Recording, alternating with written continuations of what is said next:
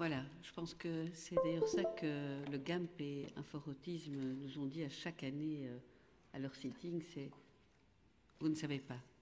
Le quotidien, comment est-ce qu'on fait face au quotidien? Je pense que c'est à chaque fois ça qui nous a tellement interpellés.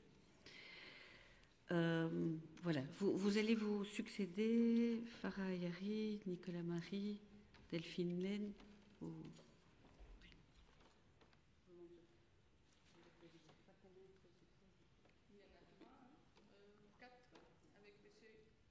Aussi avec M. Hulens, voilà, qui est parent.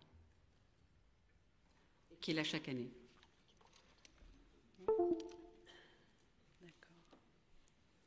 Bonjour, Farah Ayari, directrice de la coupole bruxelloise de l'autisme. Notre ASBL est constitué de 2 centres, un centre de jour et un centre d'hébergement. Nous accueillons 15 personnes en situation de handicap, 15 personnes autistes et avec une déficience intellectuelle sévère. Les personnes que nous accueillons sont, par leur personnalité, leur manière, mode de fonctionnement cognitif, toutes différentes, et ont besoin d'un accompagnement adapté à ces difficultés, d'où la nécessité d'un projet éducatif individualisé de qualité.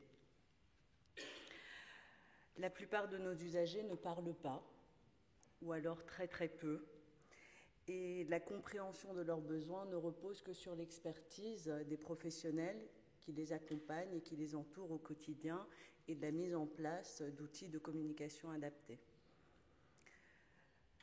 Malgré tout, les professionnels sont parfois dans l'incompréhension de situations et là, la frustration de ne pas être compris engendre des troubles du comportement qui s'expriment par de la violence sur les personnes elles-mêmes et sur les professionnels, terriblement difficile à gérer.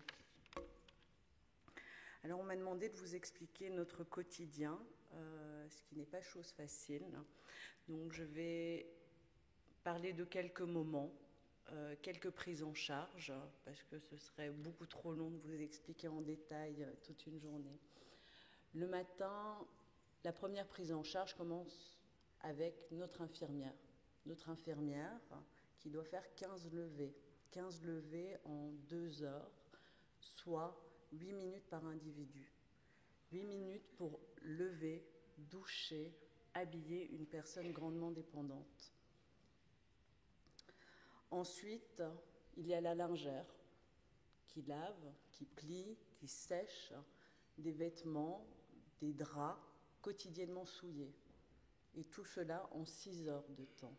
Imaginez, pour 15 personnes. La journée, c'est une équipe pluridisciplinaire. Psychologues, logopèdes, éducateurs qui accompagnent nos usagers dans des activités individualisées. Mais c'est aussi 4 à 5 usagers pour un professionnel. Un professionnel pour 5, c'est insuffisant. Par exemple, quand une crise surgit, il faut pouvoir isoler, accompagner individuellement.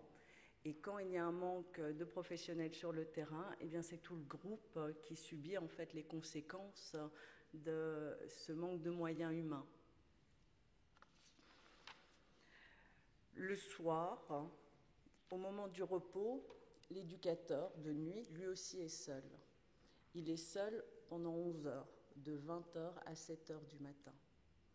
Il est seul pour border, coucher, écouter 15 personnes. Il est seul quand un incident ou un accident survient. Alors oui, on a une garde téléphonique, mais bon, si c'est gérable, il faudra rester seul toute la nuit ou alors attendre qu'un autre éducateur arrive de son domicile pour le soutenir dans cette difficulté.